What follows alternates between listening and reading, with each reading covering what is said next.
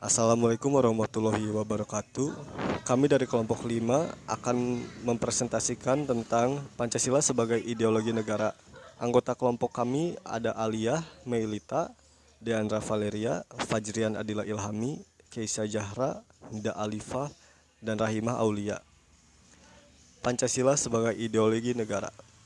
Pancasila adalah konsep ideologi negara Indonesia yang terdiri dari 5 prinsip dasar. Pertama, yaitu ketuhanan yang Maha Esa, mengakui adanya Tuhan yang satu. Kedua, kemanusiaan yang adil dan beradab, menekankan martabat dan keadilan manusia.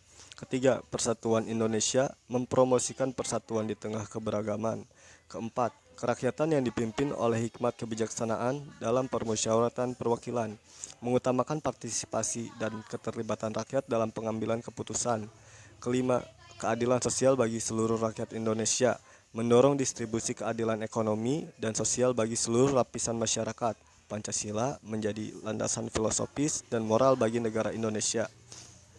Fungsi Pancasila sebagai ideologi nasional, memperkokoh persatuan bangsa karena bangsa Indonesia adalah bangsa yang majemuk, mengarahkan bangsa Indonesia menuju tujuannya, menggerakkan serta membimbing bangsa Indonesia dalam melaksanakan pembangunan, memelihara dan mengembangkan identitas bangsa sebagai dorongan dalam bentuk karakter bangsa berdasarkan Pancasila, menjadi standar nilai dalam melakukan kritik mengenai keadaan bangsa dan negara.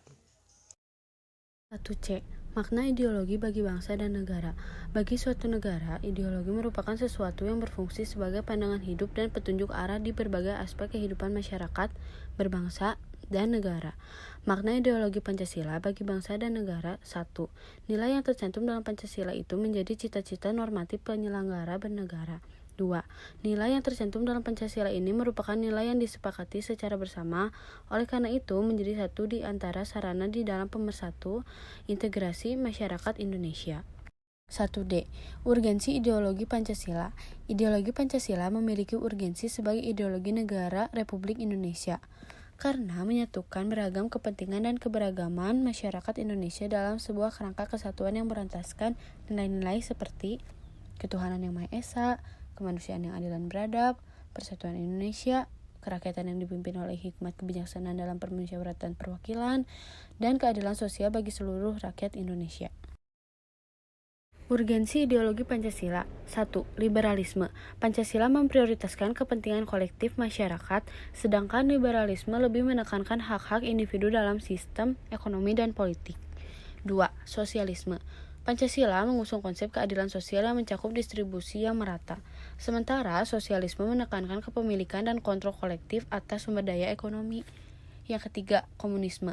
Pancasila dan komunisme sama-sama menekankan keadilan sosial, namun komunisme memandang perluasan keadilan sosial melalui penghapusan kelas sosial dan kepemilikan pribadi. 1E. Nilai-nilai Pancasila dalam menghadapi ancaman, gangguan, hambatan, dan tantangan. 1. Pendidikan dan sosialisasi. Meningkatkan pendidikan yang mendalam mengenai Pancasila di institusi pendidikan serta melalui program sosialisasi untuk memastikan pemahaman tentang Pancasila. 2. Kontrol media dan informasi. Memastikan informasi yang disebar di media sesuai dengan nilai-nilai Pancasila dan mengatasi penyebaran yang bertentangan dengan Pancasila. 3. Penguatan institusi, memperkuat lembaga-lembaga yang menjalankan nilai-nilai Pancasila seperti Komnas HAM untuk mengawasi dan mendorong pematuhan terhadap Pancasila. 4. Kampanye positif dan inklusif. Menggelar kampanye yang menekankan persatuan, keadilan, dan nilai-nilai Pancasila, membangun kesadaran masyarakat akan pentingnya ideologi tersebut. Contohnya, kampanye digital yang digelar oleh Penguatan Karakter Puspeka, Kementerian Pendidikan, Kebudayaan, Riset, dan Teknologi. 5. Penegakan hukum. Menegakkan hukum terhadap tindakan-tindakan yang melanggar prinsip-prinsip Pancasila untuk menunjukkan konsekuensi dari penyimpangan ideologi. 6. Partisipasi masyarakat.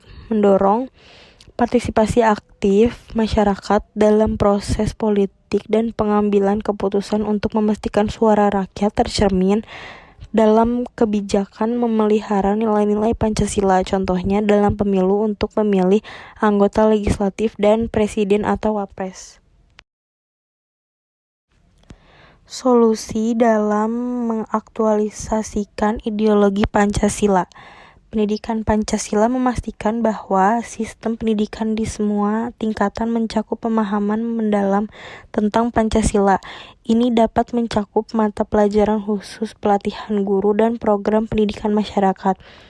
Partisipasi masyarakat mendorong partisipasi aktif masyarakat dalam proses pembuatan keputusan dan tindakan sosial yang sesuai dengan nilai-nilai Pancasila. Media dan komunikasi. Memastikan media dan komunikasi berperan dalam mendukung nilai-nilai Pancasila, menyebarkan informasi yang benar, serta mencegah penyebaran konten yang merusak. Sosialisasi Pancasila, melakukan program sosialisasi dan kampanye publik secara terus-menerus untuk meningkatkan pemahaman masyarakat tentang Pancasila. Evaluasi dan koreksi. Melakukan evaluasi secara berkala terhadap implementasi ideologi Pancasila dan melakukan koreksi jika ada penyimpangan atau perubahan kebijakan yang diperlukan. Solusi dalam mengaktualisasikan ideologi Pancasila. Yang pertama, sila 1. Pendidikan keagamaan, meningkatkan pemahaman agama-agama yang ada di Indonesia melalui pendidikan keagamaan yang berkualitas.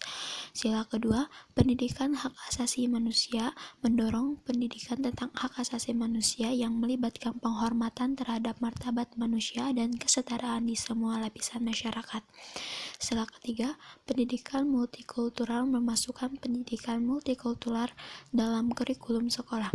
Sila keempat, pendidikan kewarganegaraan, meningkatkan pengetahuan masyarakat tentang hak dan kewajiban dalam demokrasi melalui pendidikan kewarganegaraan. Sila kelima, program kesejahteraan sosial, meningkatkan program kesejahteraan sosial seperti bantuan sosial, pendidikan, dan perumahan untuk memastikan bahwa manfaatnya distribusikan secara merata dan tidak dimonopoli oleh kelompok tertentu. Tanggapan dan pendapat kelompok mengenai lagu Manuk Dadali. Manuk Dadali artinya burung Garuda yang memiliki makna bahwa burung Garuda adalah lambang negara Indonesia, di mana burung ini adalah burung perkasa dan pemberani sehingga disegani oleh banyak orang. Dalam liriknya, Manuk Dadali juga diartikan sebagai sikap rukun, hidup berdampingan, dan penuh kasih sayang yang menggambarkan nasionalisme. Manuk Dadali juga menggambarkan keagungan dan kegagahan burung Garuda yang dijadikan cerminan sikap agung, pantang menyerah, berani berkorban, dan kuat layaknya kesatria. Tanggapan dan pendapat kelompok tentang surat tilang untuk Sultan. Nilai integritas yang bisa diambil dari video ini adalah sebuah kejujuran, tanggung jawab Sri Sultan atas perlakuannya, sedangkan nilai integritas yang dimiliki oleh Brigadir Royadin adalah sikap berani yang tegas. Jadi kesimpulannya, setiap orang, siapapun orangnya, harus diperlakukan sama dan adil di depan hukum, dan apapun jabatannya harus taat kepada hukum. Hal ini bersangkutan dengan sila kelima Pancasila, keadilan sosial bagi seluruh rakyat Indonesia. Tanggapan dan pendapat kelompok kami mengenai video Siapa yang Mengisi Bensin. Nilai integritas yang bisa diambil yaitu Lopa sangat mandiri, tidak mau bergantung pada orang lain. Dan sikapnya yang menolak secara tegas. Dengan membiasakan diri menolak secara tegas dan berani mengingatkan orang lain mengenai penerimaan pemberian sekecil apapun dapat mencegah praktik korupsi di masa depan. Hal ini sesuai dengan sila kelima yaitu keadilan sosial bagi seluruh rakyat Indonesia. Lalu tanggapan dan pendapat kelompok kami mengenai video tutupnya toko kembang kami. Nilai integritas yang bisa diambil dari video tersebut yaitu sikap tidak memperkaya diri sendiri dengan jabatan yang dimiliki. Ia tidak ingin usaha toko kembang yang ia miliki menjadi penghambat dalam bersikap jujur, bertanggung jawab, dan integritas tinggi. Nilai lain yang bisa ditunjukkan adalah rela berkorban demi kepentingan bangsa dan negara. Lebih mengutamakan integritas dan bekerja dibandingkan keuntungan materi. Dengan nilai integritas untuk rela berkorban demi kepentingan bangsa, hal ini ditunjukkan sesuai dengan sila ketiga yaitu Persatuan Indonesia. Lalu tanggapan dan pendapat kelompok kami mengenai video Demi Sebuah Rahasia. Nilai integritas yang bisa diambil dari cerita tersebut adalah Beliau pantang menyalahgunakan posisi dan wewenangnya sebagai pejabat negara untuk kepentingan pribadi dan keluarganya. Ia memegang teguh amanat yang diberikan rakyat dengan penuh tanggung jawab. Ia lebih mendahulukan orang lain daripada kepentingannya sendiri. Nilai Pancasila yang terkandung dalam video tersebut adalah sila keempat, karena ia memegang teguh pada amanat yang telah diberikan dan ia mendahulukan kepentingan orang lain dibandingkan dirinya sendiri. Selanjutnya ada studi kasus mengenai lumpur panas Lapindo. Penyebab dari kasus lumpur panas Lapindo adalah semburan lumpur yang terjadi akibat kegagalan sumur minyak milik PT Lapindo Berantas. Dampaknya meliputi kerusakan lingkungan. Lumpur panas dan gas beracun yang keluar dari sumur gas Lapindo menyebabkan kerusakan lingkungan yang luas. Lahan pertanian terkena dampak serius, sumber air terkontaminasi, dan biodiversitas terancam. Kedua, kerusakan ekonomi. Ribuan hektar lahan pertanian rusak, menyebabkan kerusakan ekonomi bagi para petani dan pelaku usaha di sekitarnya. Industri pariwisata juga terdampak karena reputasi daerah tersebut. Yang ketiga, hak kemanusiaan korban. Korban lumpur Lapindo mengalami pelanggaran hak kemanusiaan, termasuk hak atas kehidupan yang layak, hak atas pekerjaan, dan hak atas lingkungan yang hidup sehat. Selanjutnya, ada penanganan sesuai dengan nilai-nilai Pancasila dapat melibatkan beberapa hal. Yang pertama ada sila kedua. Pemerintah dan perusahaan harus memprioritaskan pemulihan dan bantuan kepada korban. Yang kedua, sila kelima diperlukan keadilan dalam kompensasi bagi korban termasuk ganti rugi. Yang ketiga, sinergi atas pihak-pihak terkait. Pemerintah, perusahaan, dan masyarakat harus bekerja sama untuk menyelesaikan masalah ini dengan efektif.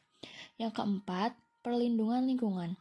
Menegakkan prinsip keberlanjutan dan menjaga lingkungan.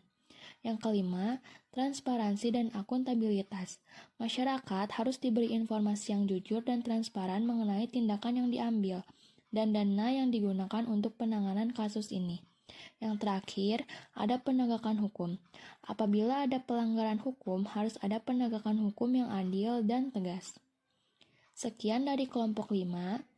Terima kasih atas perhatiannya. Wassalamualaikum warahmatullahi wabarakatuh.